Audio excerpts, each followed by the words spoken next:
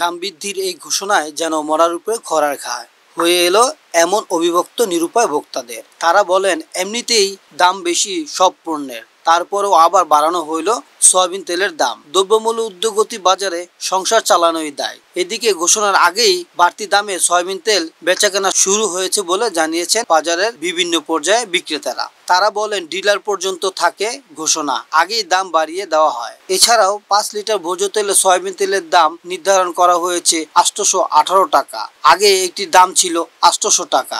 আর palm oil soybean তেলে খুচরা নির্ধারণ হয়েছিল 135 টাকা, তবে 2 টাকা কমিয়ে সয়াবিন তেলের দাম বিক্রি হচ্ছে 147 টাকা। তবে বাজার ঘুরে দেখা গেল বিভিন্ন প্রকারের তেল বিভিন্ন দামে বিক্রি করছেন ক্রেতারা।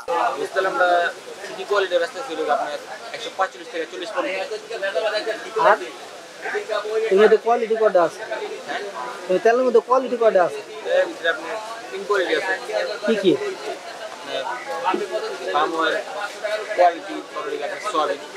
কোনটা কত? আমরা শুধু সিটি কোয়ালিটি বিক্রি করব। আর পাম অয়েলটা কত হতে পারে? পাম অয়েল তো আর আপনার 35 টাকা, 30 টাকা, 35 টাকা।